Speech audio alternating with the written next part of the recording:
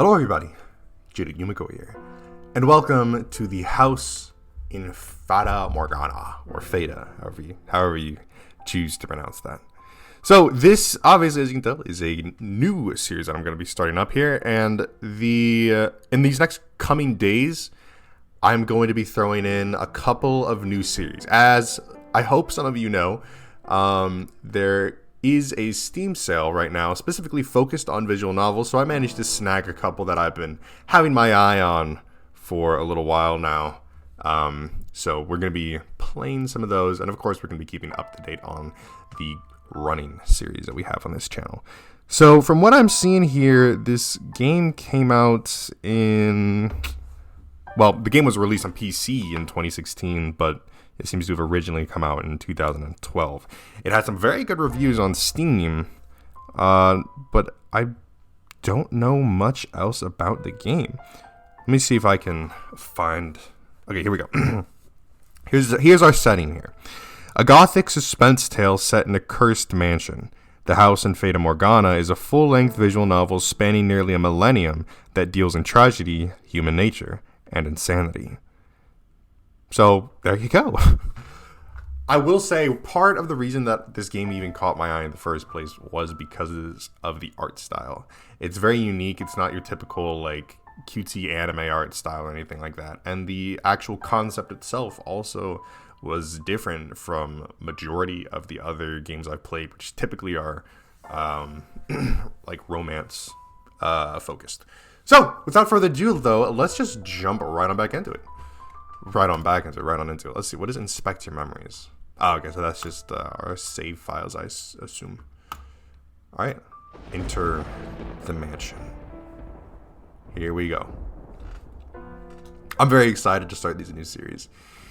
Produced by Novectical.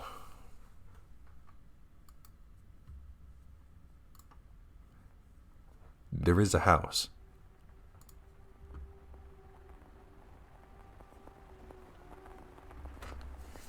that sits beyond dark, dense woods.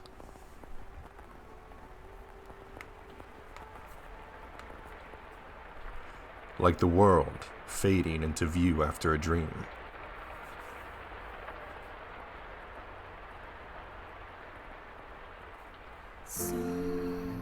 That old mansion appears before you.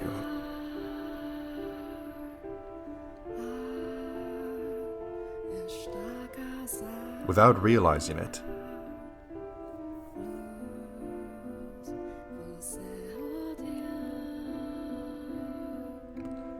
you instinctively accept as truth the events unfolding before you.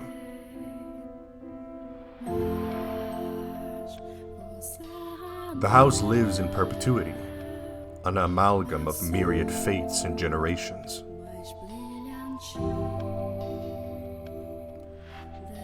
No one knows who first said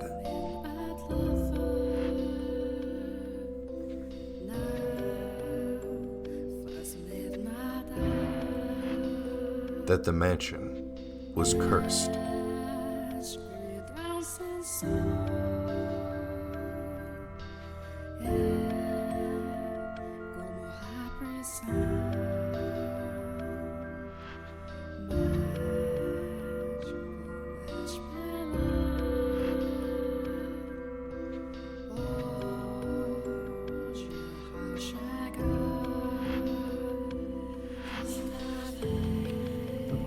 This is really setting the scene, isn't it? I love it. The music reminds me of Nier Automata music a little bit. Probably because they're both following gothic, what is it, Dark Academia? Is that what this would be? But those kind of general themes. The House in Fata Morgana.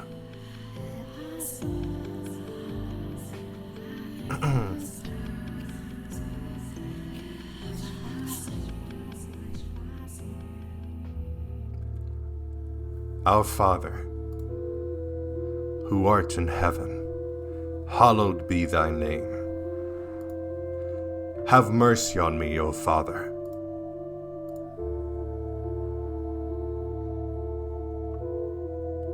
and cast their souls into eternal damnation.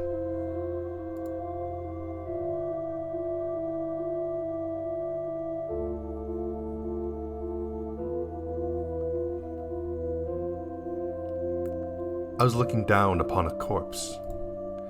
My own corpse. I was afflicted with great despair at the sight of it being dragged to the place of my crucifixion. My soul crumbled, and I was wholly extinguished. Indeed, I did once lose everything. However, as I faded into darkness everlasting, I heard a voice calling out to me. And so, I vowed once more that no matter how long it may take, how great the obstacles that stand in my way, or what form you may assume, I shall come back for you, that I must return to that house. So I ask of you, please wait until this mutilated body arrives there once more.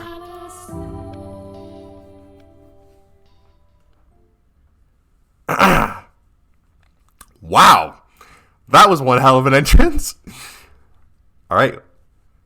Your consciousness, wavering like a ship at sea, was slowly drawn back to the surface. Oops, did I skip something?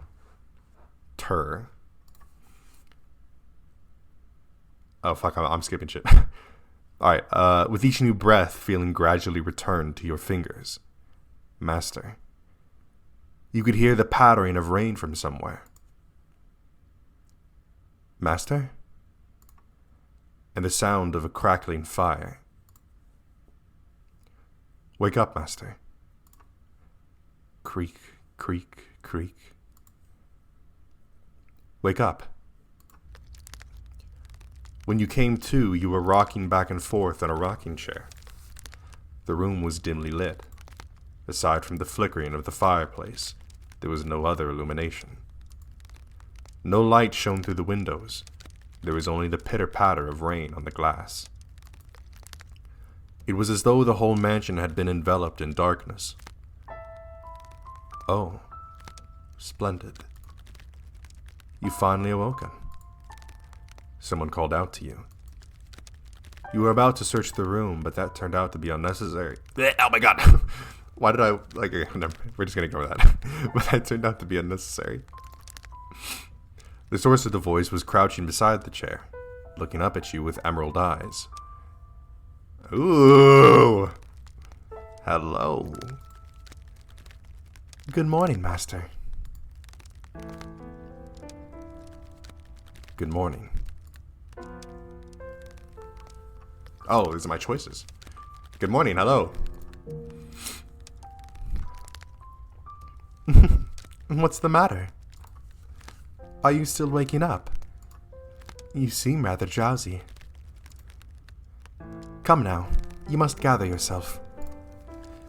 Though I am glad to hear your voice. I've simply been waiting so long for this moment. Tending to the mansion all by my lonesome, ensuring it was ready for your return, whenever that time may be. When I caught sight of you through the window, my heart fluttered. The time had finally arrived. You were perplexed. This woman, who looked like a maid, seemed to know you, but you had no memory of her. What kind of herbal tea would you like to start your day with? I have some wonderful chamomile leaves if you would like. Or perhaps your tastes have changed since we last met. Tell me, Master, what would you like? I beg your pardon. I allowed myself to get too excited. But I hope you will be sympathetic, Master. I'm just utterly elated that I could see you again. The woman appeared to be genuinely delighted that you had woken, but she seemed to lack the energy typical of her age. Or perhaps life was a more appropriate word than energy. But the gloom extended beyond the maid. It seemed to encompass the entire mansion. The plaster walls illuminated by the fireplace and the rose engravings in the ebony pillars felt vaguely familiar. but a crushing sense of claustrophobia overpowered that familiarity. It seemed as though the house wasn't interested in accepting you just yet. Oh my, do you not know who I am? Do you not know who you are either? That is quite the predicament. If you cannot remember who you are, then who am I to serve? The woman's face was pale, almost as though she... A faint chill ran down your spine. You are the master of this house, though it would seem you have no memories of such. Quite the dilemma. If you know not who you are, then you are no different than a stranger to me, no? Indeed, you have returned. But from where? That I cannot say. Then how about this? I am a servant of this mansion, and as such I am familiar with the many incidents that have taken place here. I shall show you the history of this house, master. That will surely allow you to recall who you are. The freshly awakened gears in your head began to turn as you mulled things over. The maid had called you the master of this house. But without a single mirror in the room, you had no way of seeing what you looked like. Unable to decide, you reflexively nod. Let us be off, then. And fear not, I merely entreat you not to let go of my hand. Should you hold to it tightly, you need not worry about being washed away by the waves of history. No matter what happens, you mustn't let go of my hand. Roger Dodger. Your hand in hers, you followed the maid's lead through the hall. The air within the mansion was oppressive, as though a black miasma hovered within. The house was bleak and barren, hardly a trace of color to be found. You came across an open window. Beyond it lay nothing but darkness. Neither sunlight nor moonlight could be seen. There were no chirping birds, no rustling grass, no signs of life at all. Everything that would normally give color to the world had vanished entirely. The only other presence was that of the maid. Following her lead, you proceeded through the mansion. After some time, you arrive at a double door, the glass within shattered. The door, once pure white, had long since faded into a dull gray. It appeared to lead back to the garden. You could hear children laughing on the other side. Though it is in the state you now see it, a beautiful, beautiful garden once lay beyond these doors. The owner of the time enjoyed gathering rare species of rose from all across the world. At its grandest, it seemed every flower was in constant competition for the most majestic bloom. Would you like to see the wonderful era of splendor and prosperity? I very much hope it is to your liking, master. The maid opened the doors to the back garden. A sudden gust of wind brushed across your face, forcing you to close your eyes as you followed the maid out the doors. Once you next opened your eyes, the world was no longer blanketed in shadows.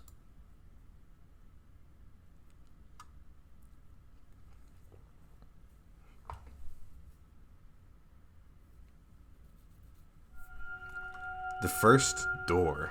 Alrighty. 1603. Oh, okay. I guess I'm assuming this is the date, so I'm guessing we're kind of traveling back in time here. Excuse me. Move the cursor to the bottom right corner of the screen to display the in-game menu. You can save and load your progress and change the game settings there. The bottom right-hand corner. Okay.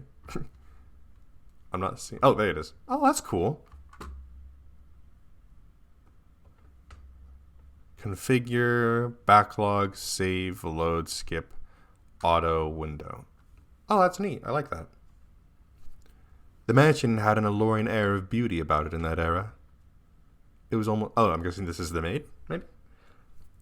The mansion had an alluring air of beauty about it in that era. It was almost like something out of a fairy tale. This period of history could perhaps be described as a symphony of destruction, as cumbersome principles of old came crashing down. Freed from the day-to-day oppression of these antiquated precepts, the people seemed to hark back to the more poetic, expressive ways of old. They took these newly blossoming these newly blossoming emotions in hand, and with them they wrote literature, painted portraits, composed theatre, and found love. Even the church, which had maintained authority throughout the Middle Ages, embraced the changing times, adopting the culture's flowering sense of aesthetic. War would break out not 20 years from then, plucking the ripened era from the tree of history, but that is of no concern to us now. At the time, it was still what people referred to as the Golden Age, a period of furor for all who were there.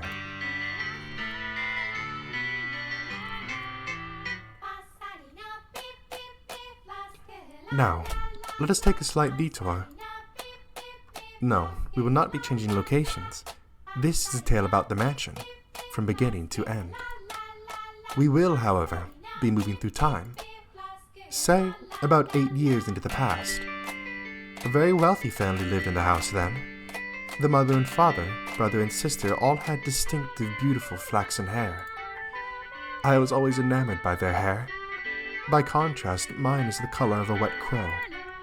See, there I am, standing around looking rather a fool. I was happy back then. And what reason did I have not to be, afforded the opportunity to attend such a beautiful home? So I poured my heart into serving that family. Listen closely if you would. That soft, fleeting sound that could only be a young girl singing. Can you hear it? Oh god, how am I going to do her voice? La la la la la! The girl you see, cheerfully picking crimson roses and singing like a songbird, was called Nellie. Though young, she sang with elegance. Nellie was deeply fond of the house's garden, and she would often spend her afternoons there. Gorgeous roses gathered from all across the world bloomed in the garden. They were given the utmost care, and even had their thorns removed, so young Nellie would not hurt herself naturally. The light brown-haired girl carefully plucked petals from the roses, gathering them up as she sang. Her voice was like music played by fairies. Nay, the sight of her was like an angel descended from heaven. Oh dear, please don't look at me like that. I admit I was being rather fanciful. But what is a woman if not fanciful? Little bird, singing night and day. For your little birdie heart, sing your woes away. Pretty flowers all around the little birds. And even when the sun comes up, oh dearest Mel, I've forgotten what comes next. Are you listening?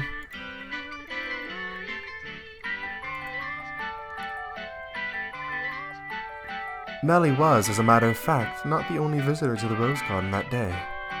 She always came with her older brother, Mel. The young siblings were inseparable. Mel adored his little sister, who in turn pined for his attention. The sight of the two innocent children cuddling together, not yet shackled by the fear for the future, was truly heartwarming.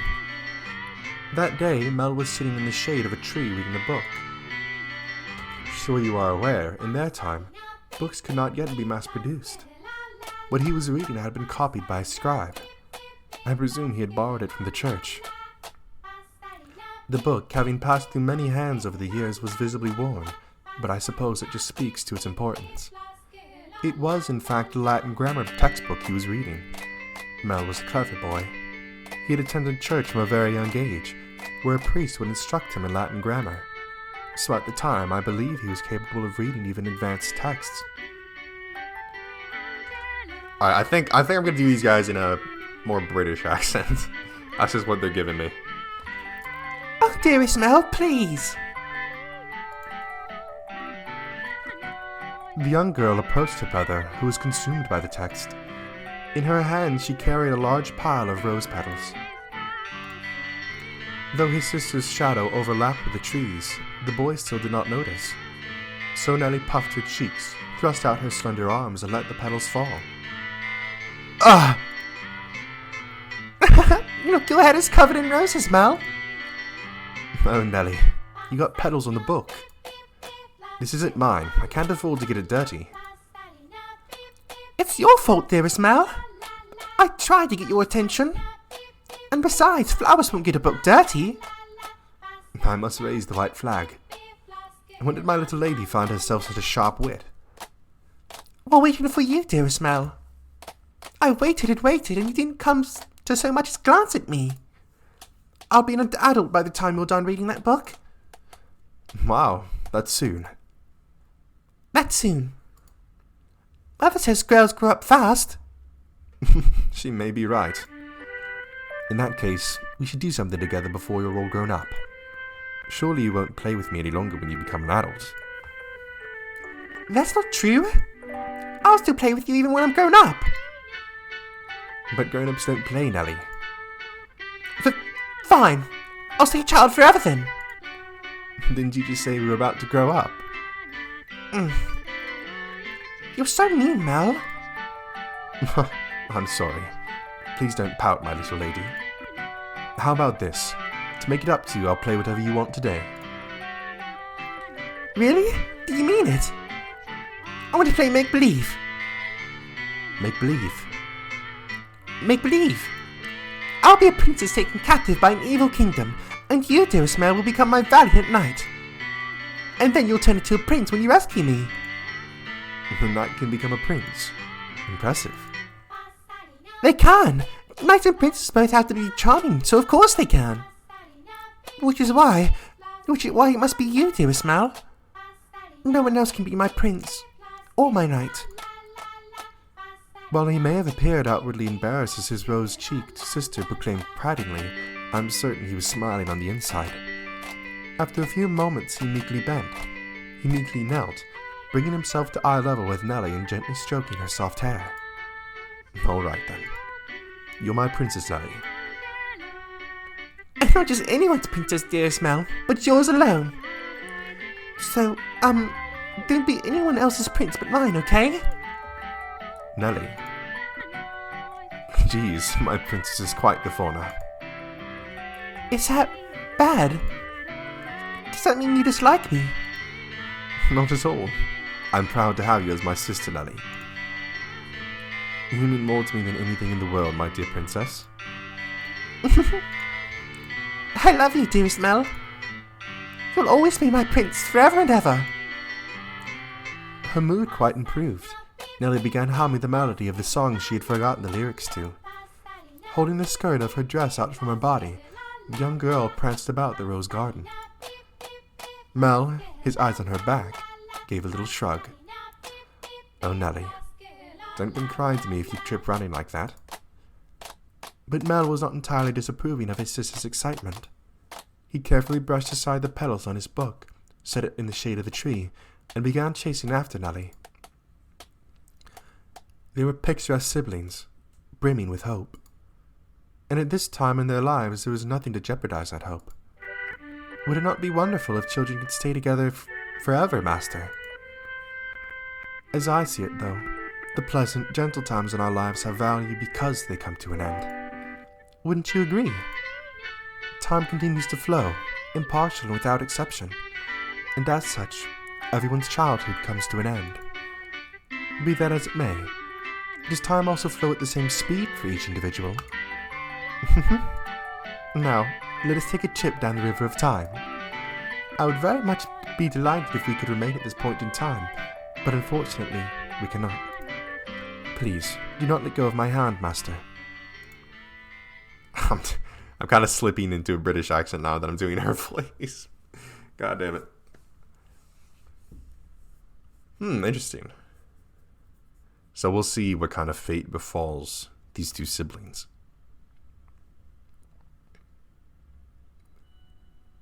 I'll be on my way then. Oh, you usually stay for longer? Yes, I have an errand to run today. Thank you for your time as always. Would you like to book back sometime next week? Next week or the week after. Hold on to it as long as you'd like. But surely there are others who want to use it. None as sharp as you, Mel. Put yourself in my shoes and you'll understand. I want to give you any advantage you can get. Oh, do you not believe me? No, I believe you, Father. And I mean to do whatever I can not to disappoint you. That's the spirit. If you need anything, don't hesitate to ask. I'm proud to have you as my pupil. Ah, yes, and Mel, do consider what we were talking about. Going to university? Indeed. If you do, I can introduce you to some accomplished instructors. There's very little left for me to teach you, but I believe you would make a fine priest. Aye. It's an honorable thing, Mal, to devote yourself to the service of our Lord. I'll give it some thought. If you'll excuse me then, I'll see you again. Our doors are always open. Farewell.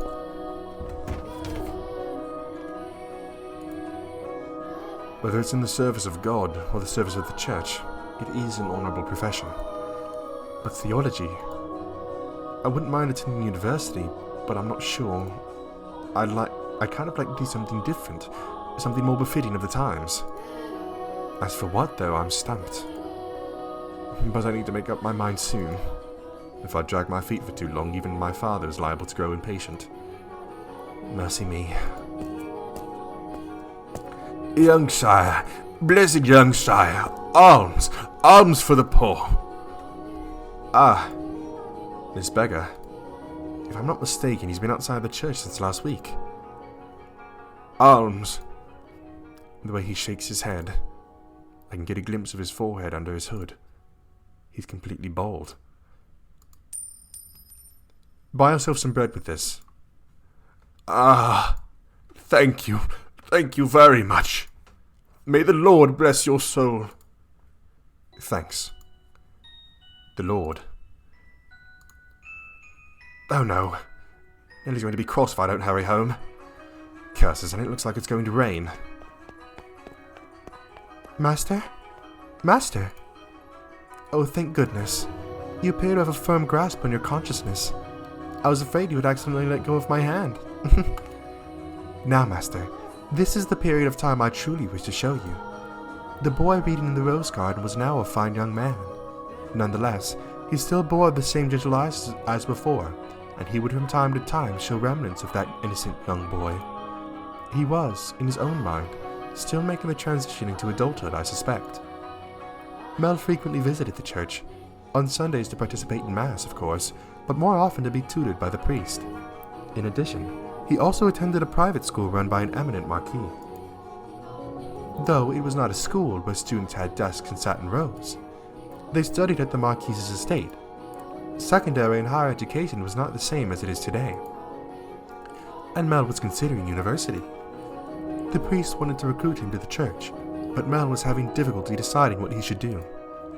That he had such a choice is envious, is it not?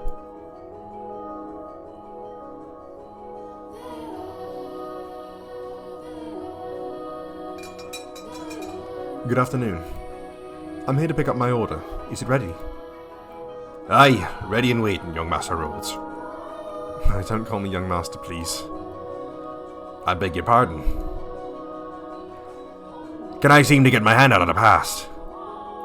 Your order's right here, sir. What kind of fucking pirate accent is this? Mel had stopped at a jewelry store in the center of town on his way back from the church. The building was both a workshop and a storefront, and the nobles of the area were deeply fond of the master's wares. He was so skilled, even the royal family had commissioned work from him. As a matter of fact, the wooden design out front was engraved with a replica of a piece of his jewelry, said to be on display in the palace. As artistry flourished in this golden age, the number of shops selling luxurious items, such as jewelry, rose in kind. However, the clientele of these shops comprised a very narrow range of people. May I have a look? Of course. Good. It came out just as I'd hoped. Splendid work. Can I afford a disappointed little customer like yourself? An admirable work ethic. I'm sure she'll love it. Such a kind lad, young master. My boy back home could do well learning a thing or two from you. Every man ought to show a woman some cordiality. Coming home to a cold fireplace is a sad thing indeed. Again, please don't call me young master. My apologies. I'll take this and be on my way then. Good day. If you find yourself in need of aught else, just let me know. I can make any jewelry I ask for. Come to me and your sweetheart's day will be sure as made. and I guarantee that you'll have all sorts of fun when you give it to her. Please, I don't have a sweetheart. Huh? Well, that's a surprise.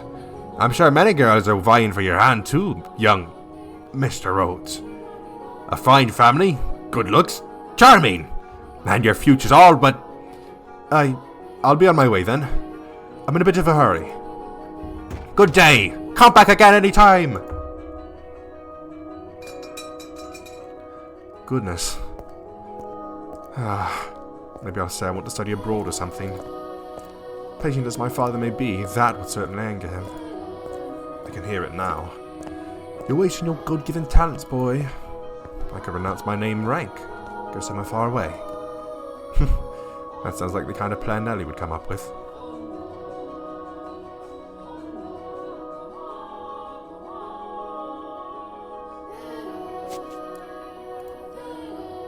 As he drew closer to the mansion, the rich fragrance of roses grew more prominent.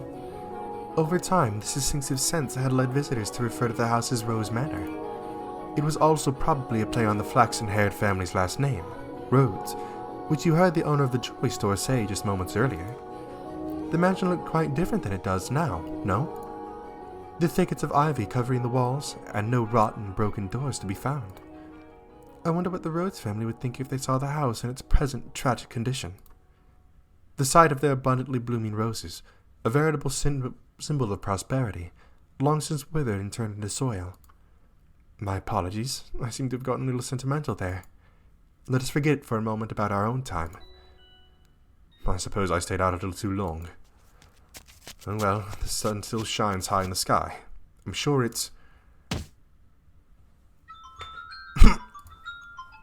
Dearest Mel, what took you so long? Wherever have you been? I've been waiting forever! Nellie! You're not in the house!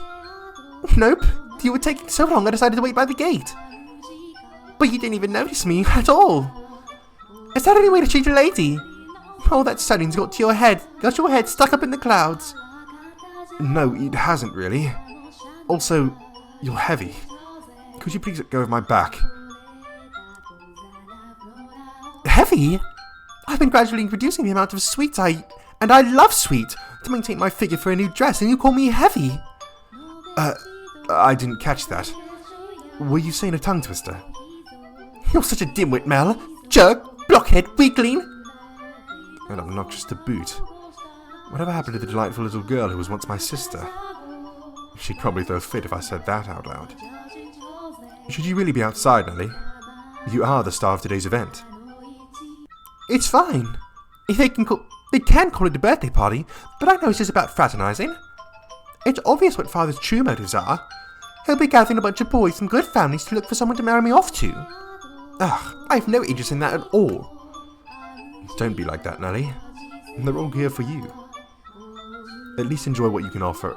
At least enjoy what you can of the party. I guess. And besides, not completely terrible. Look at this, dearest Mel.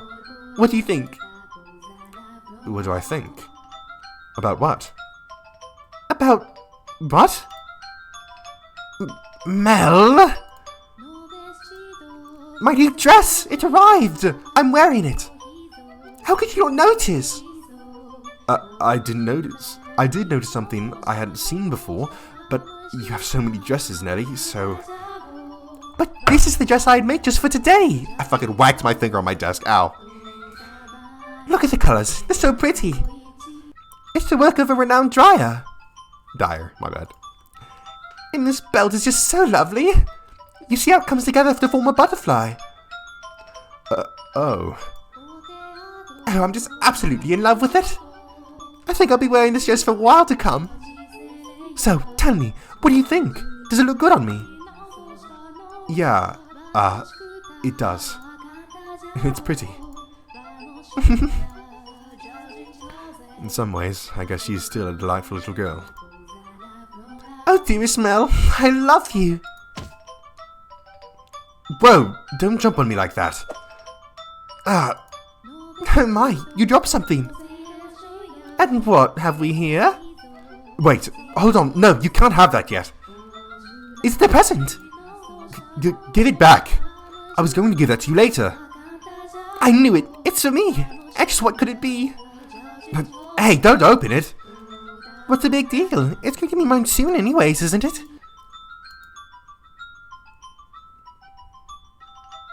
Ooh, I love it. A rose necklace. And this design is from the jeweler the royal family uses. Oh, my dearest Mel. You had this made just for me. Oh, jeez. It defeats the purpose if you open it before the party. Happiness is always better sooner rather than later, Mel. I think I'll put it on right away. Here, how does it look? It looks lovely. My prince is still the sweetest in all the land. Don't make such weird noises. Oh, but why not? The prince always knows exactly what his princess wants. And this princess wanted some rose jewelry to go with her new dress. Understand? Jeez, I sure don't have it easy playing your prince, Nelly. It might be about time you found a new one. A prince is a prince because you can't just find one standing on the street corner. If you want to retire, dearest Mel, you're going to have to wait another 10 years. That's a long time. Or if you find yourself a new princess. I'm not so... You're about as romantic as a rock, dearest Mel. But worry not, your adorable sister will always be your princess. What more could you want? Are you really allowed to be the judge of that? I mean more to you than any other girl in the world, do I not? Then that makes me perfect to be your princess. Hey, what was with that laugh and it'll all be over soon laugh? You're always telling me I mean more to you than anyone. Yes, you do. More than anyone in the world, my beloved baby sister. I'll take good care of the necklace. Thank you, my dearest Mel. Well, if you're happy with it, then so am I. You're very welcome. Now, back to the house with you. Can't have a party without the guest of honor. Do you know if anyone's here yet? Nope. I imagine they'll be here soon, though.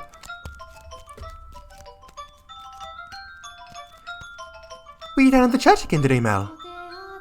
Yeah, there was something I didn't know how to translate, so I went to look it up. Wow, so diligent. I can't say I really like the piece there, personally. Actually, I kind of feel the same way. What? Really? Why? Well, you know, I have my reasons. So even you don't always like the piece, huh? Let's get mass on Sunday then. We can go play. No skipping church. As grew the brother, so did the sister. That day, Nellie would be turning 14, and Mel, 3 years her senior, was 17. You saw it with your own eyes, so you know just how much she's changed. She was always a cute little girl, and she grew into an even more beautiful young woman. Though she was only 14, she was well on her way to becoming a fine lady. As for her character, well... but a girl like that has her own charms, would you not say? Drifting down the river of time, the two siblings matured into healthy young adults, but the core of their relationship did not change in the slightest. Nellie was very much attached to her brother, and as much as Mel complained, he still cared deeply for his sister. Around the time the sun had begun to set, carriages started lining up outside as well-dressed aristocrats made their way into the house. As Nellie had suspected, the majority of them were boys. Alright, we're going to stop right there. Save. We're going to go bang. Yes. Alrighty. How do we get out? Hello? Oh, just like that maybe? Oh, okay, that's how you get rid of the overlay. Alright, well, I don't necessarily know how to get back to the main screen, but I guess we'll just end it right here, I guess. Alright. So I'm sorry that we have to kind of cut it off at a little bit of an awkward point. I would have loved to get through this whole little sibling arc, although I'm not sure how long that's supposed to last. But we have been going for a pretty long while now. I'm not exactly sure how long, maybe like 40, 50 minutes. So yeah, I think this is a pretty decent place to stop, and the next episode we'll go ahead and pick it right back up from here. But so far for me, first impressions, I'm really enjoying it. I really love the soundtrack. Again, it's giving off like very Nier Automata-esque vibes for me. Like that's the closest thing that I can compare it to. So I'm really loving the soundtrack. And as for the storyline so far, while there hasn't been too much for me to really like give a proper opinion on, I'm enjoying it. I'm interested in where this is gonna go, because obviously this is like a cursed mansion, and we're going all the way back in time to when it was anything but cursed and run down and ruined and abandoned. So I'm very curious to see how this is all going to play out, if there's going to be some kind of tragic twist, because she did mention, our maid here did mention that there was a war 20 years from where I believe we got first introduced to the kids. So this is very possible that we're going to go through this whole party thing and then maybe get to them as being adults, or maybe we're going to reach some kind of climax in this little section of the story at the birthday party. So I guess we're just going to have to see, but that's going to be it from me for this time. I hope you guys enjoyed. If you did, make sure to leave a like on the video and tell me in the comment section below what you'd like to see me play next. If you enjoyed this video or any other videos or series on my channel, then I highly recommend that you hit the subscribe button and turn on post notifications so you'll be notified when one of those videos comes out. Anyways, that's it from me, and I'll see you in the next one.